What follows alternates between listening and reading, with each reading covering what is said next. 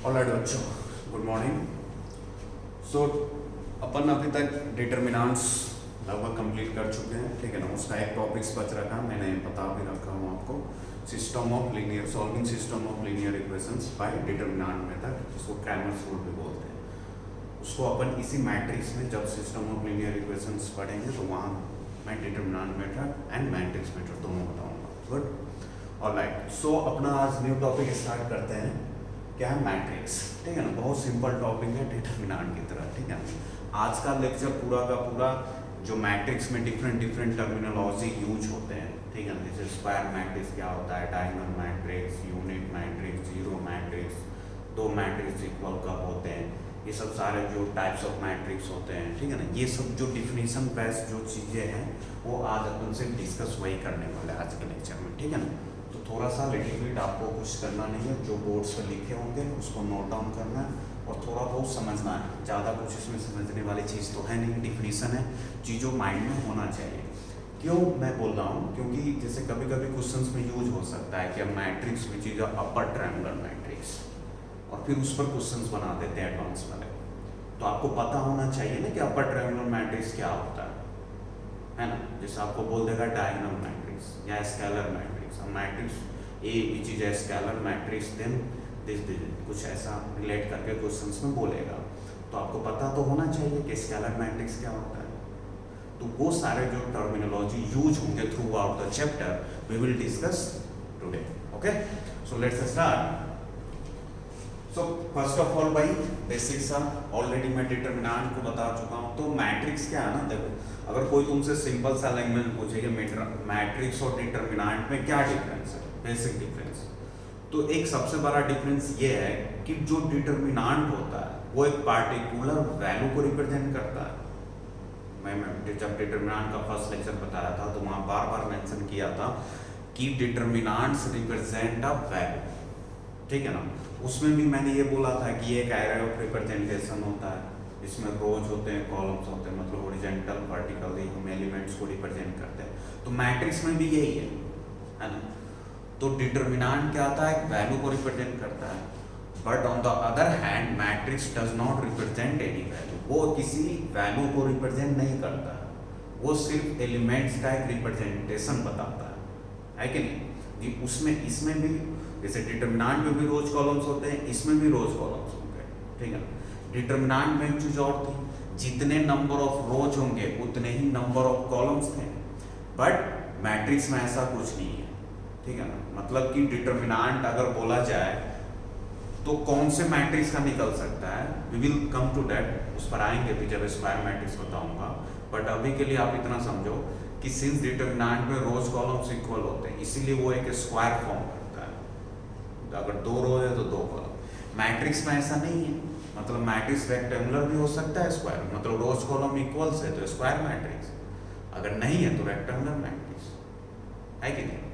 तो रेक्टेंगुलर तो स्क्वायर बन सकता है लेकिन स्क्वायर रेक्टेंगुलर नहीं बन सकता, इसलिए हम लोग मैट्रिक्स को रेक्टेंगुलर बोलते हैं, बराबर है।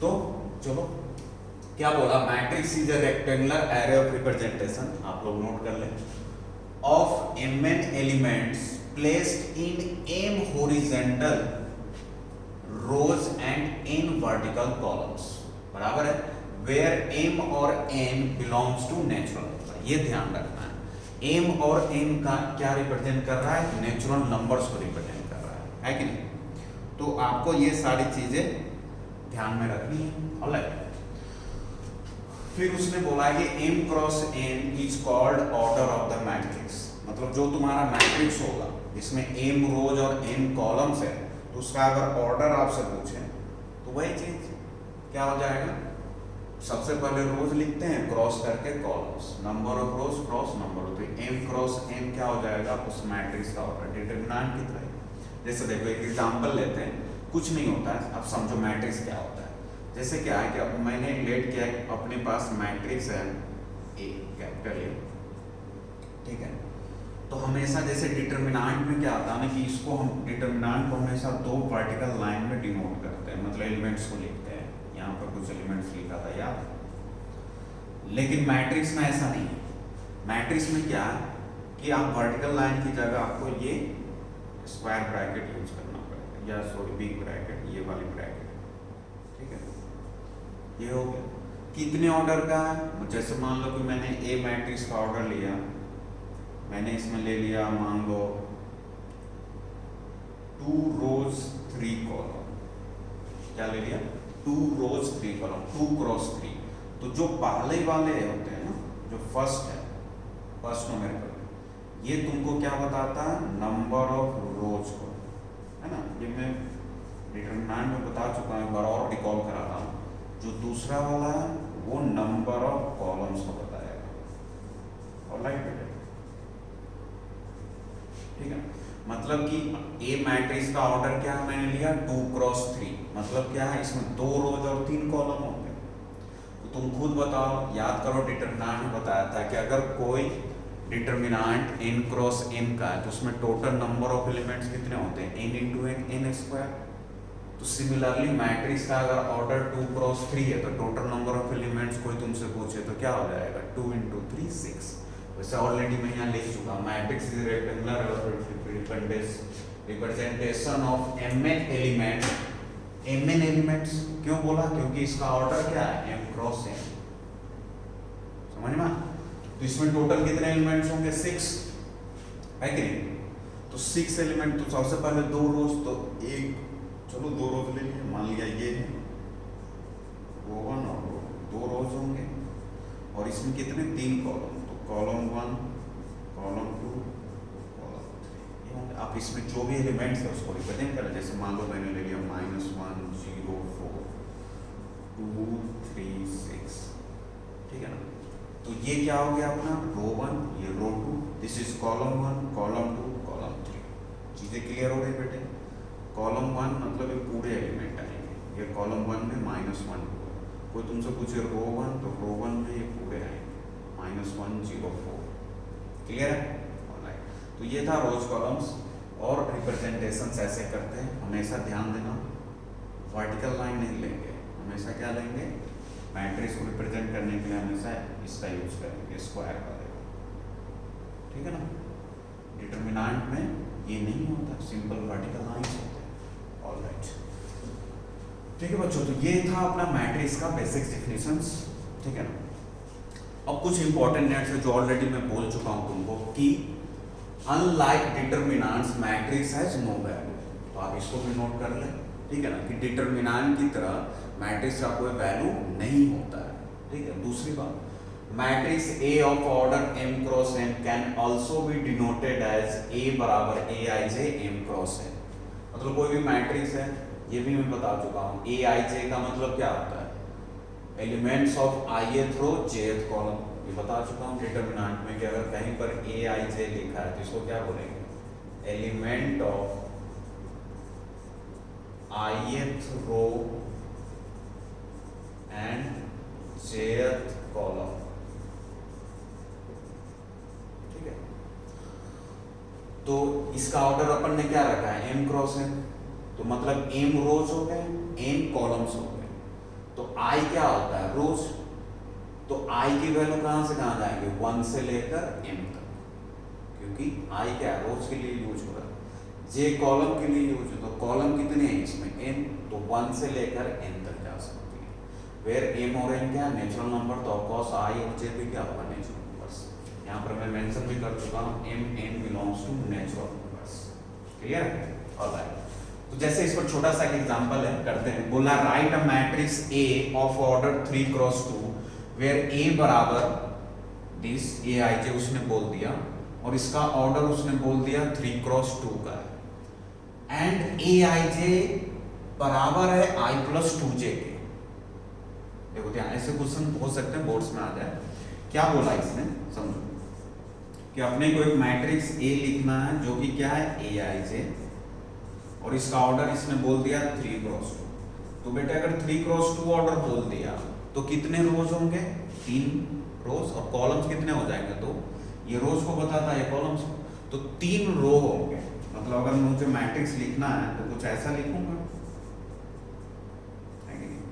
3 रोज होंगे और 2 कॉलम हो जाएंगे। तो मान लिया ये रो 1, रो 2, रो 3, ये कॉलम 1, कॉलम, बस टोटल नंबर ऑफ एलिमेंट्स कितने हो जाएंगे 3 2 जा 6, मतलब 6 एलिमेंट्स अपने को इधर रिप्रेजेंट करना है। अच्छा, तो आपको एक चीज तो पता है कि अगर कोई 3x2 का मैट्रिक्स है ना, तो पहला एलिमेंट, जैसे यहां पर जो एलिमेंट होगा पहला, वो क्या होगा रो 1 कॉलम 1 का।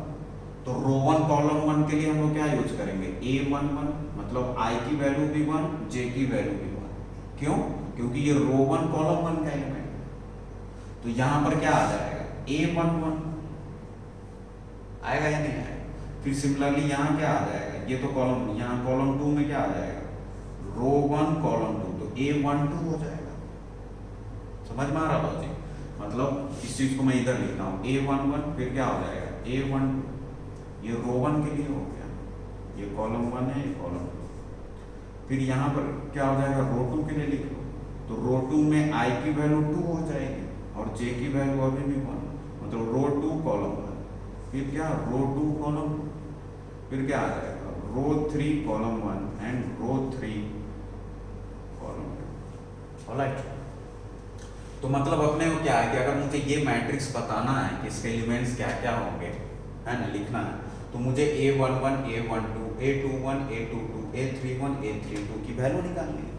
अब इसकी वैल्यू कैसे फाइंड आउट होगी A11 A12 इस सब की वैल्यू, तो उसके लिए तुम्हारे पास एक रिलेशन गिवन है कि Aij बराबर है I प्लस 2j के।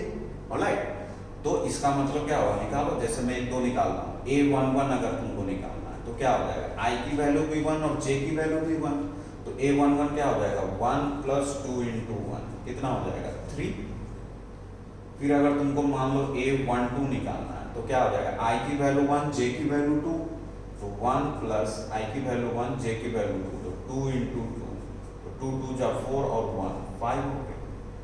फिर सिमिलरली जैसे मान लो ये दोनों निकल गया, A21 निकालना है, तो A21 के लिए क्या यूज करूंगा मैं, I की वैल्यू 2 और J की वैल्यू 1, तो 2 इंटू 1, तो ये क्या होगा 2 1 जा 2 और 2 4 हो गया। ऐसे कर कर आप नहीं निकाल लोगे, ये सारे 6 के 6 एलिमेंट्स निकल जाएंगे, उसको आप इधर मेंशन कर दो, यही आपका मैट्रिक्स होता है। जैसे A11 कितना है 3 है, ये 5 हो जाएगा। फिर A21 निकाला तो कितना आया 4, फिर A22 निकालो, ऐसे कर कर आपको लिखना है। ऑलराइट, लिख लोगे? चलो, तो ये था बेटे अपना कुछ बेसिक चीजें मैट्रिक्स से डिफिनेशन से रिलेटेड, एक बार आप नोट डाउन करेंगे इसको।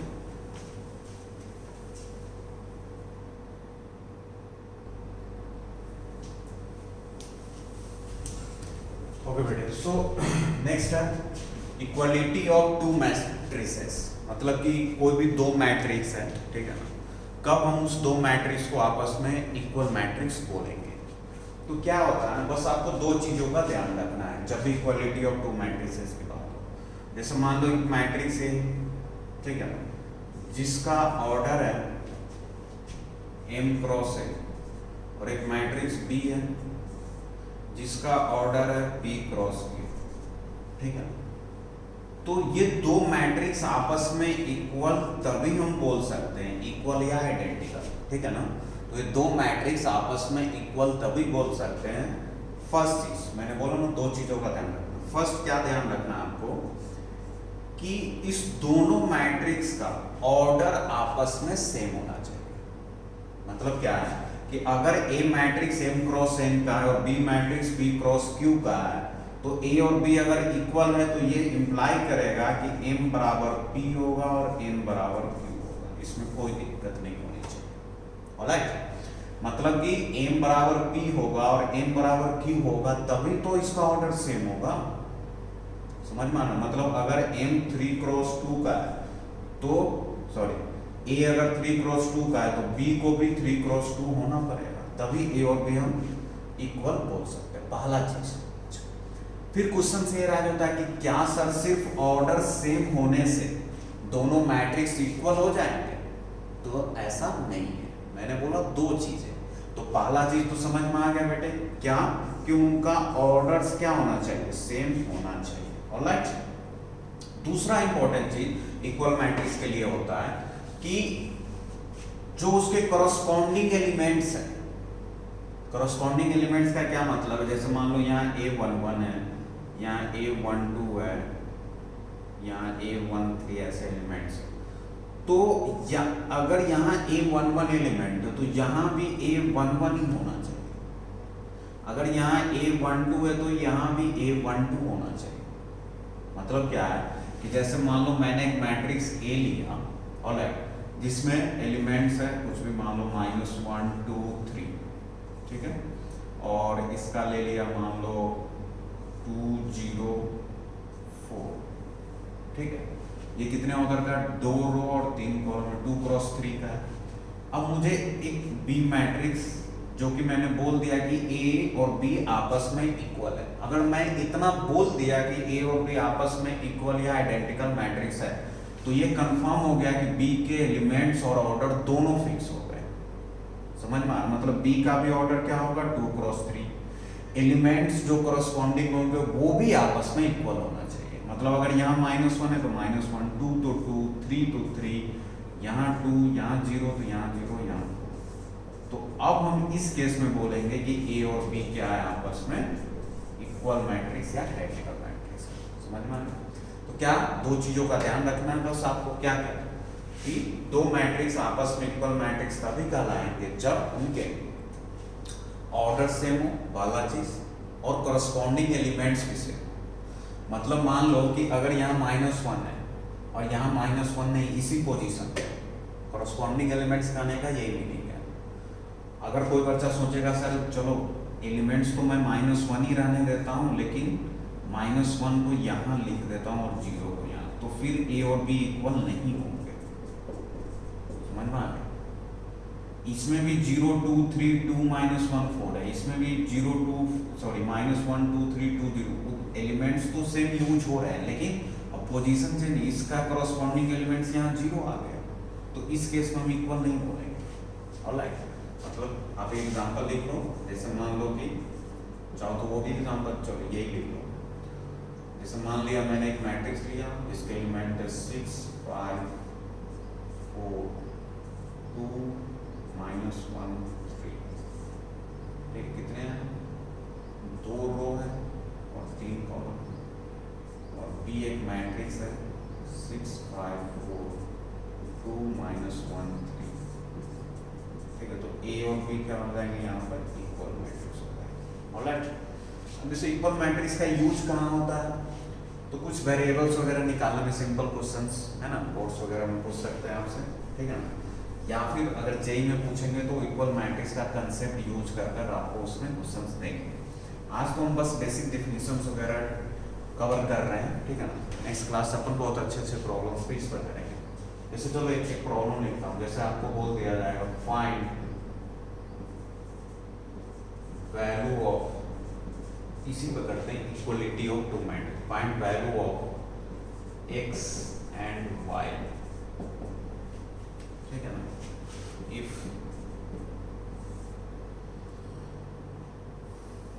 2 0x -1 y 4, या फिर ऐसा 3 इक्वल है 2 0 -y -1 y 4। अब इसने क्या बोल दिया कि find value of x and y, this is equals to this.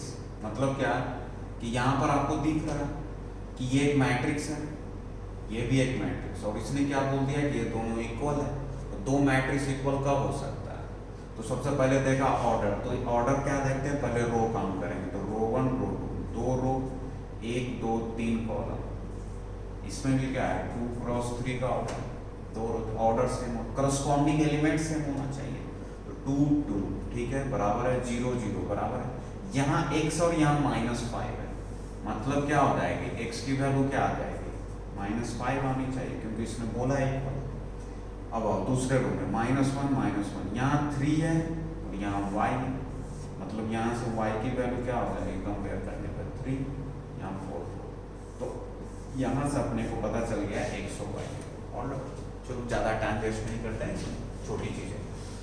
अब आते हैं नेक्स्ट थर्ड पॉइंट अपना क्लासिफिकेशन ऑफ मैट्रिसेस। मैं बोल रहा हूँ क्लासिफिकेशन ऑफ मैट्रिक्स में बस आपको डिफिनेशन थोड़ा बहुत रिमाइंड रखना है, ठीक है ना। कुछ इंपॉर्टेंट है उसको मैं मार्क कर दूंगा, उसको तो जरूर याद रखना। जैसे ये सब बहुत इजी है, आप थोड़ा बहुत एक बार पढ़ लो तो याद हो जाएगा। जैसे क्या है, रो मैट्रिक्स, कॉलम मैट्रिक्स।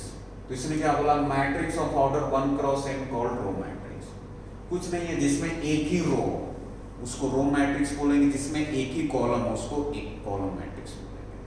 बस मतलब क्या है, जैसे फॉर एग्जांपल एक ही रो, कॉलम चाहे जितना भी हो जाए, तो मैं -1 0 4 5 6, ठीक है।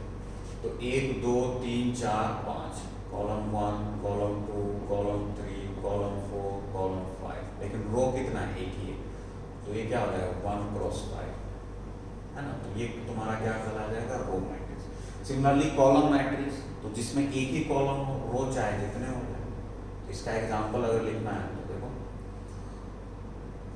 2 4 3 -1, ठीक है।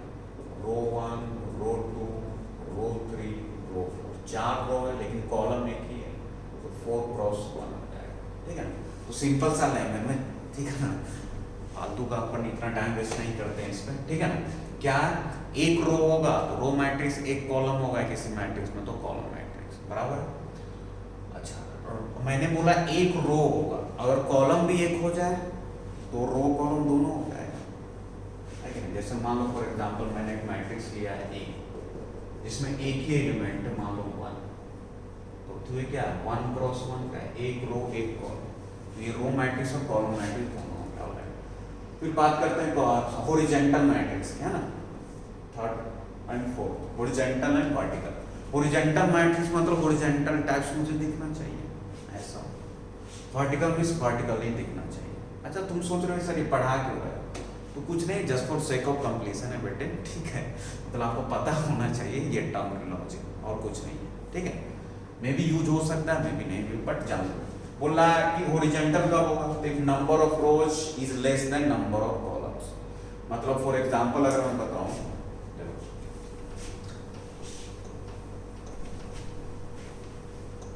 समझो हॉरिजॉन्टल मैट्रिक्स का एग्जांपल, जैसे मैंने एक मैट्रिक्स लिया ए, ठीक है ना, जिसमें 1 2 3 4, है ना, 5 -1 -2 -3 -4 -5, बराबर। अब तो आपको इस मैट्रिक्स का सेट देखकर क्या लग रहा है कि ऐसे कुछ हॉरिजॉन्टली जा रहा है। तो आप देख रहे हो ये कि इसमें रोज और कॉलम्स की अगर मैं बात करूं तो रोज कितने हैं, रो 1 रो 2 दो ही है, कॉलम कितने हैं, तो 1 2 3 4 5 कॉलम। मतलब इसका ऑर्डर अगर कोई मुझसे पूछे तो ये कितने ऑर्डर का मैट्रिक्स है, ऑर्डर इसका क्या है, 2 रो 5 कॉलम, 2 करो तो number of rows number of column से छोटा हो गया। तो इसीलिए हम बोलेंगे ए मैट्रिक्स को क्या, हॉरिजॉन्टल मैट्रिक्स। अच्छा, दूसरा चीज, अगर मान लो मैंने एक मैट्रिक्स बी ली, इसमें ऐसा सिचुएशन है, मान लो 1 2 -1 -2 -3 -4 3 2। अब मैं इसमें पूछूं कितने रो है, तो रो 1 रो 2 रो 3 रो 4, 4 रो। कॉलम कितने हैं, 1 1 2 कॉलम, 4 रो 2 कॉलम, 4 क्रॉस 2। तो अब नंबर ऑफ रोज क्या हो गया, नंबर ऑफ कॉलम से ग्रेटर हो गया, है कि नहीं। तो इस सिनारियो में इस बी मैट्रिक्स को हम लोग क्या बोलेंगे, इसको वर्टिकल मैट्रिक्स बोलेंगे। बस इतना याद रखो, अगर रोज कॉलम से छोटा कम है, लेस देन है, तो क्या हो जाएगा, हॉरिजॉन्टल। कुछ आपको देख कर ही पता चल जाएगा। अगर रोज कॉलम से ज्यादा है तो वर्टिकल। ऑलराइट, ज्यादा टाइम स्पेंड नहीं करते हैं, एक बार नोट डाउन कर लो एग्जांपल्स वगैरह, ठीक है।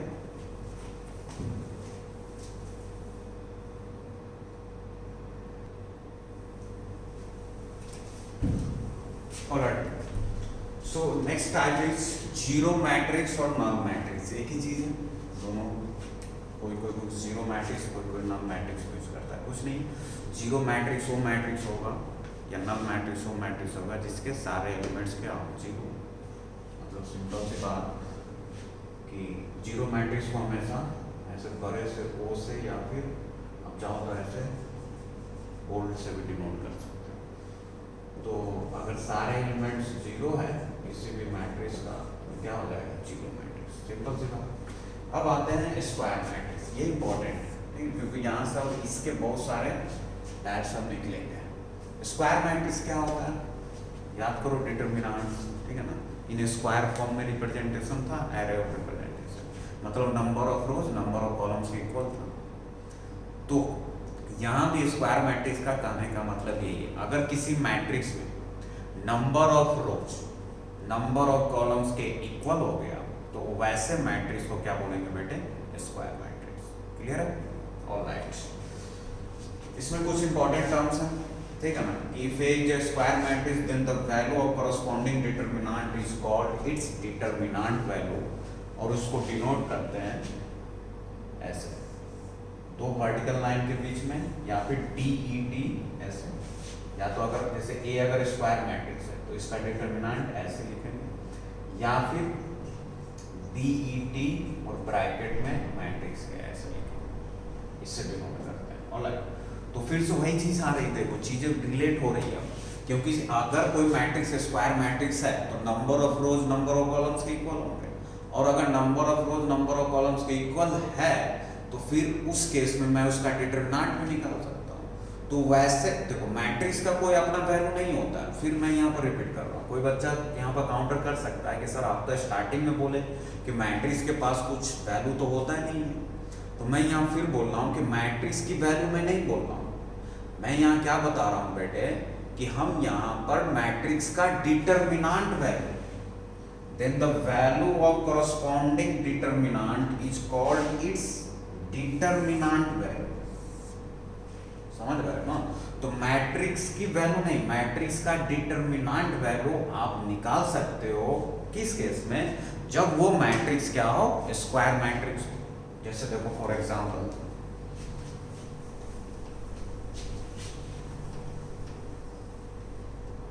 जैसे मान लो अपने पास फॉर एग्जांपल कि ए मैट्रिक्स है जिसके एलिमेंट है 2 4 3 7, ठीक है। ये क्या है, 2 क्रॉस 2, दो रो है दो कॉलम है, 2 क्रॉस 2 का एक मैट्रिक्स है, number of rows number of columns के इक्वल है। तो मैं यहाँ पर ए को सबसे पहले क्या बोल सकता हूँ बेटे, ए इज अ स्क्वायर मैट्रिक्स। यहाँ तक किसी को दिक्कत है क्या, नहीं, क्यों, क्योंकि number of rows number of columns. अब सिंस ये स्क्वायर मैट्रिक्स है तो मैं इसका डिटरमिनेंट वैल्यू बता सकता हूँ, मैट्रिक्स की वैल्यू नहीं होती है, समझ रहे हो ना। डिटरमिनेंट वैल्यू होती है मैट्रिक्स की, कब, जब वो मैट्रिक्स स्क्वायर हो। ऑलराइट, तो यहाँ पर अगर मुझे इसका डिटरमिनेंट वैल्यू, तो ऐसे दो वर्टिकल लाइन के बीच में, या फिर डिटरमिनेंट वैल्यू ऑफ मैट्रिक्स है, तो कुछ नहीं, ये क्या हो जाएगा, अब इसको मैट्रिक्स जो था इसको डिटरमिनेंट में कन्वर्ट कर लिया, तो ऐसे अब लिखूंगा दो वर्टिकल लाइन के बीच में। अब इस ये क्या हो जाएगा, 2 क्रॉस 2 का मैट्रिक्स है, तो डिटरमिनेंट निकालना सिखा चुका हूँ 2 क्रॉस 2 का। क्या करते हैं, this into this minus this into this, तो क्या हो जाएगा 2 इंटू 7 माइनस 4 इंटू 3, 14 माइनस 12, तो आंसर क्या आ गया। तो ये जो 2 आया ये क्या है, मैट्रिक्स वैल्यू है या फिर मैट्रिक्स का डिटरमिनेंट वैल्यू, तो this is determinant value of the matrix A. Alright, तो ये था बेटे।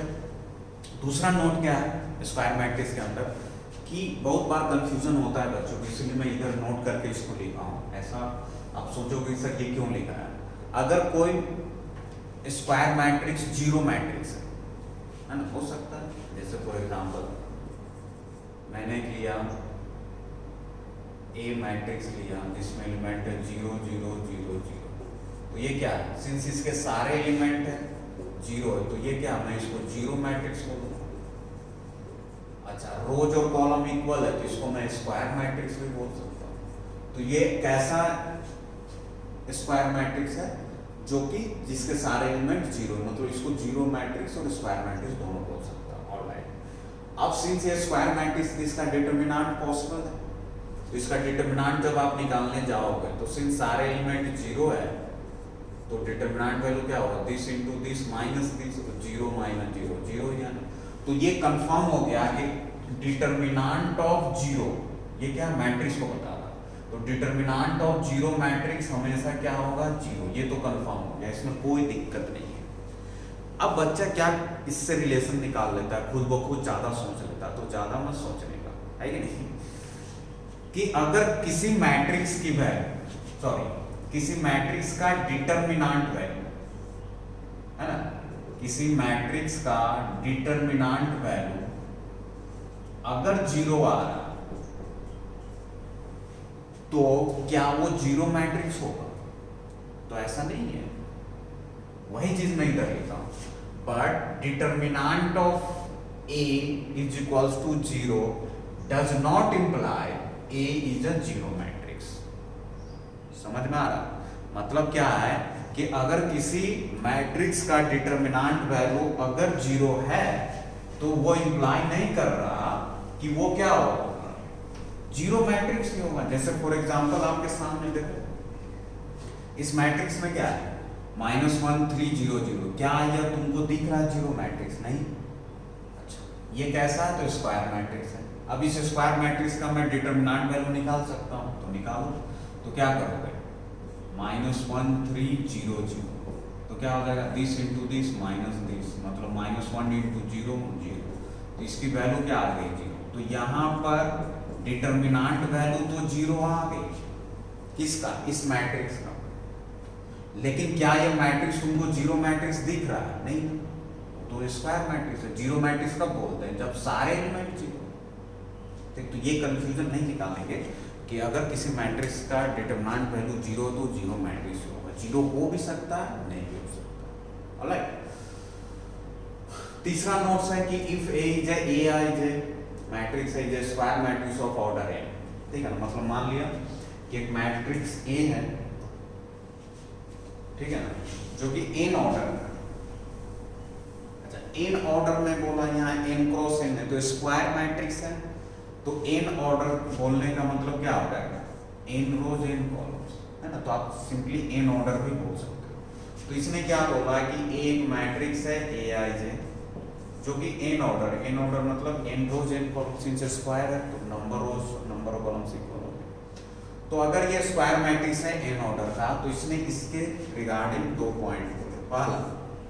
पहला इसने ये बोला कि इस स्क्वायर मैट्रिक्स में, है ना, अगर स्क्वायर मैट्रिक्स है तो इसमें कुछ डायगोनल एलिमेंट्स आएंगे, तो वो कौन सा एलिमेंट डायगोनल एलिमेंट्स होगा, ठीक है ना, या जिसको अपन प्रिंसिपल डायगोनल या मेन डायगोनल भी बोलते हैं। तो इसने क्या बोला, वही जैसे याद करो डिटरमिनेंट में बताया था डायगोनल एलिमेंट, सिमिलरली वही है। जैसे मान लो कोई मैट्रिक्स है ए 1 2 3 4 5 6 7 8 9, ठीक है, तो ये कितने 3 क्रॉस 3 का स्क्वायर मैट्रिक्स है, तो इसमें डायगोनल एलिमेंट्स आएंगे। तो डायगोनल एलिमेंट्स कौन कौन हो जाएंगे, तो ये वाले एलिमेंट्स। तो इसने वही बोला कि एलिमेंट्स ए आई का मतलब क्या है कि रो 1 तो कॉलम 1, रो 2 तो कॉलम 2, आई का ये मतलब है। Are said to form principal diagonal main diagonal, that is A11 A22 ANN, ये सब सारे क्या है, डायगोनल एलिमेंट्स। इसलिए यही बोला, मतलब क्या है, ये क्या है A11 है, ये क्या है A22, ये क्या है A33। तो ये सारे तुम्हारे क्या हो जाएंगे, डायगोनल एलिमेंट्स, और ये सब मिलकर क्या बनाएंगे, प्रिंसिपल डायगोनल या मेन डायगोनल या सिंपली डायगोनल भी बोलते हैं। ऑलराइट, तो यहाँ पर कोई तुमसे पूछेगा डायगोनल एलिमेंट्स ए का क्या है, तो क्या बोलोगे 1 5। अब इस ये क्यों बताया, क्योंकि इससे एक रिलेटेड टर्म्स है, ठीक है ना, इस पर क्वेश्चन बहुत पहले आ चुका है, ठीक है ना, वो अपन करेंगे जब प्रॉब्लम सॉल्विंग का क्लास होगा। एक होता है टर्म्स, या ध्यान में रखना, trace of matrix. Trace of matrix क्या होता है कि जो भी तुम्हारे डायगोनल एलिमेंट्स, अच्छा डायगोनल किस में बनेंगे, हमेशा स्क्वायर मैट्रिक्स, ये ध्यान दें। तो जो भी डायगोनल एलिमेंट्स, जैसे यहाँ पर क्या है 1 5 9, ये 3 डायगोनल्स हैं, वो सारे डायगोनल एलिमेंट का सम कर दो, जो वैल्यू आएगी ना उस वैल्यू को बोला जाता है ट्रेस ऑफ दैट मैट्रिक्स। समझ में आ रहा है, मतलब अगर मुझे फॉर एग्जांपल, है ना, इसी मैट्रिक्स का ट्रेस बताना, ट्रेस को अपन ऐसे डिनोट करते हैं TRE, इसका मतलब हुआ ट्रेस ऑफ मैट्रिक्स है। तो क्या हो जाएगा, इसके डायगोनल एलिमेंट्स देखूंगा तो 1 5 9, तो 1 + 5 + 9 कितना आ गया 15। तो इस मैट्रिक्स का ट्रेस कितना होगा बेटे 15। अब कोई आपसे पूछो तो वही चीज ऐसे डिफिनेशंस में इंग्लिश में लिखा, sum of all diagonal elements is called trace of matrix and is denoted as TRA। इससे डिनोट करते हैं। ये होता क्या है देख लो भाई, A11 A22 A3x ये सब क्या है डायगोनल एलिमेंट है, 1 1 2 2 3 3 n है। इसी को समेशन फॉर्म में क्या लिखेंगे AI 1 2 n बराबर है। और चलो इस पर एक प्रॉब्लम करते हैं थोड़ा सा बढ़िया।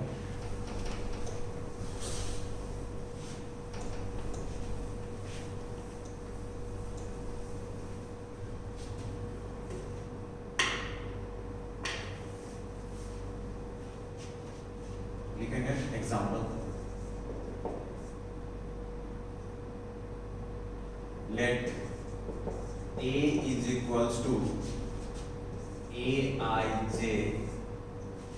is a square matrix, is a square matrix of order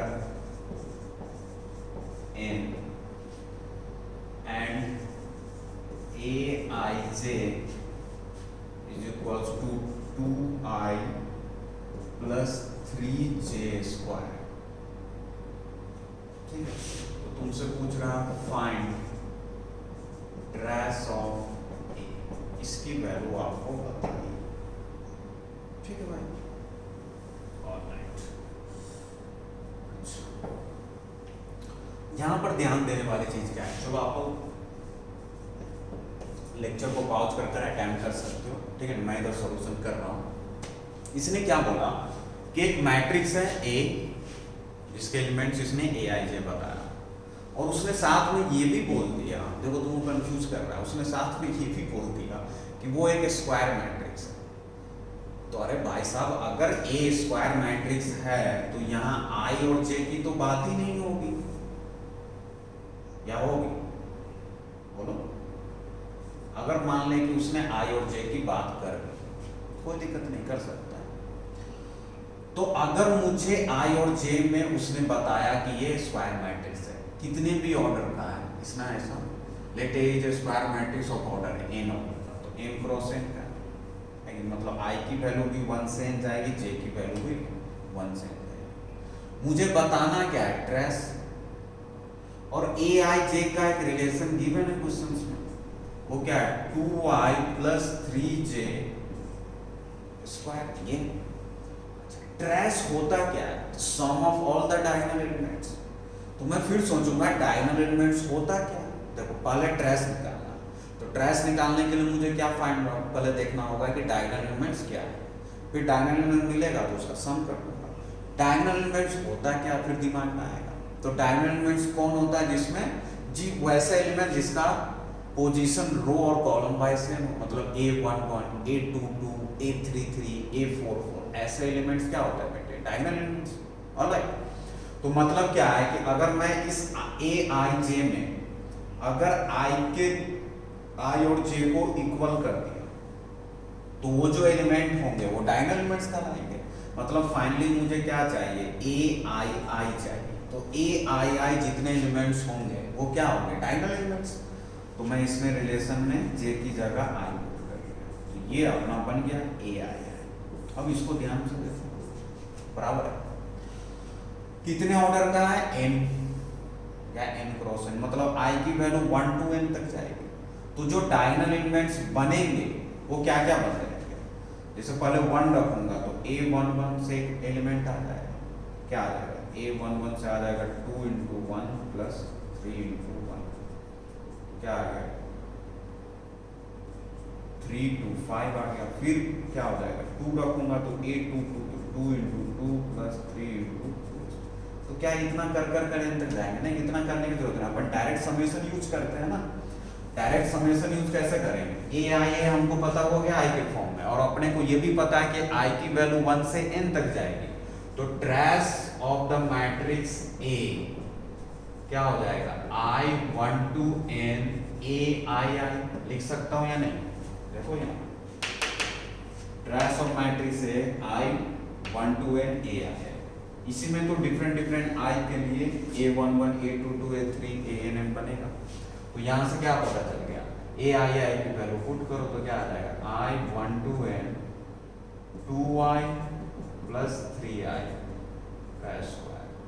summation आपको पता है, प्लस और माइनस पर ऐसे आप सेपरेट कर सकते हैं, तो क्या आ जाएगा, यह आ जाएगा, सब 2 बाहर कर लेता हूँ, समेशन i, ये सॉल्व करना आप सीक्वेंस सीरीज में सीखते हैं, है ना, प्लस ये क्या हो जाएगा 3 बार, तो I1 2 n i स्क्वायर। तो यहाँ से क्या हो जाएगा, I1 2 n में i है, तो ये तो उसी टाइप का चीज हो गया कि i जब 1 होगा तो 1 2 होगा, तो 2 1 प्लस 2 प्लस 3 ऐसे n, तो मतलब sum of first n natural number. तो यहाँ से इसका क्या आ जाएगा, n into n plus 1 by, है ना, इसकी वैल्यू, फिर क्या होगा प्लस 3 इंटू i स्क्वायर, तो 1 square 2 square 3 square 4 square up to n square, मतलब sum of square of first n natural number क्या होता है, ये भी आपको डायरेक्ट पता है, n into n plus 1 into 2n plus 1 upon 6। इसको सॉल्व कर दो, यहाँ से ये आंसर हो गया, तो क्या आ गया, n into n plus 1 plus n into n plus 1 into 2n plus 1 divided by n into n, इसको आप सॉल्व कर लेंगे, ठीक है ना। मतलब बेसिकली क्या है कि अपन ने यहाँ पर ये सीखा, देखो कंक्लूड करता हूँ, यहाँ पर सबसे पहला इंपॉर्टेंट चीज क्या सीखा कि स्क्वायर मैट्रिक्स क्या होता है, जिसके number of rows number of columns equal हो, वैसे मैट्रिक्स स्क्वायर हो। स्क्वायर मैट्रिक्स में सबसे पहले बात की कि स्क्वायर मैट्रिक्स जो होता है उसका हम डिटर्मिनेंट वैल्यू बता सकते हैं, मैट्रिक्स वैल्यू नहीं होता है, उसे डिटर्मिनेंट वैल्यू बोलते हैं। फिर स्क्वायर मैट्रिक्स में आया कि अगर कोई किसी स्क्वायर मैट्रिक्स का डिटर्मिनेंट वैल्यू अगर 0 है तो ये कोई इम्प्लाई जरूरी नहीं कि वो मैट्रिक्स 0 ही हो। क्यों? क्योंकि बच्चे ये कंफ्यूजन बनाते हैं कि 0 मैट्रिक्स का वैल्यू 0 होता है, तो अगर किसी 0 मैट्रिक्स का डिटर्मिनेंट वैल्यू 0 होता है, इसीलिए बच्चा उसको काउंटर लैंग्वेज में फिर यूज करते हैं कि अच्छा इस डिटर्मिनेंट वैल्यू इस मैट्रिक्स का 0 है तो ये मैट्रिक्स 0 है, ऐसा नहीं है, मैंने उसको प्रूव भी किया, ऑलराइट। फिर तीसरा चीज क्या पढ़ा कि कोई भी स्क्वायर मैट्रिक्स है जिसका ऑर्डर n है तो उसके डायगोनल बनेंगे। वो डायगोनल क्या होगा, वो सारे एलिमेंट्स डायगोनल बनाएंगे जिसका पोजीशन रो और कॉलम वाइज सेम हो, जैसे A11 A22 A33 ऐसे। फिर उसी से एक रिलेटेड टर्म आया ट्रेस ऑफ मैट्रिक्स, इंपॉर्टेंट है। उसमें अपन ने क्या सीखा कि ट्रेस ऑफ मैट्रिक्स क्या होता है, तो sum of all the diagonal elements is called trace of the matrix, alright. मतलब कि जितने भी डायगोनल एलिमेंट है उसको सम करो तो उसका ट्रेस आए। अच्छा, फिर मैं यहाँ एक क्वेश्चन काउंटर कर सकता हूँ, क्या किसी रेक्टेंगुलर मैट्रिक्स करने का मतलब जिसमें नंबर ऑफ रोज कॉलम्स बराबर नहीं है, उसका ट्रेस बता सकते हैं? नहीं, डिफाइन ही नहीं होगा। सिर्फ स्क्वायर मैट्रिक्स का ही ट्रेस डिफाइन होगा। क्यों? क्योंकि सिर्फ स्क्वायर मैट्रिक्स में ही डायगोनल बनेंगे और ट्रेस निकालने के लिए डायगोनल होना जरूरी है, तभी तो उसके एलिमेंट्स का सम करेंगे। तो ये चीज भी आप ध्यान रखें, ऑलराइट। इसको नोट कर लेंगे, ये एग्जांपल्स है आपके लिए, ऑलराइट, ये सॉल्यूशन है।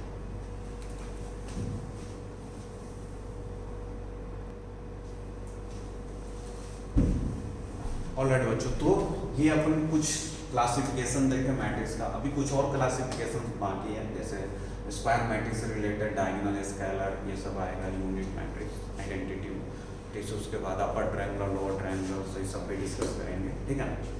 तो सिंस टाइम हो चुका है, लेक्चर्स ज़्यादा लेंदी नहीं करते हैं, नेक्स्ट क्लास में अपन देखेंगे जो बाकी के रिमेनिंग क्लासिफिकेशंस हैं, और उसके बाद इसका अलजेब्रा ऑफ मैट्रिक्स पे देखेंगे कैसे दो मैट्रिक्स का एडिशन, सब्ट्रैक्शन और मल्टीप्लिकेशन करते हैं, ऑलराइट, इंपॉर्टेंट है।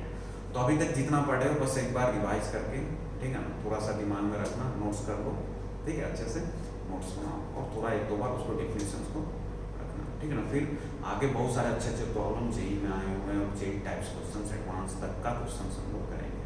बहुत इंपॉर्टेंट टॉपिक है मैट्रिक्स, बहुत ईजी है और सिंपल है और क्वेश्चन फिक्स होते आते ही हैं, स्कोरिंग टॉपिक्स में काउंट होता है डिटरमिनेंट ऑफ मैट्रिक्स, ऑलराइट बेटे। चलो आज के लिए इतना ही, थैंक यू।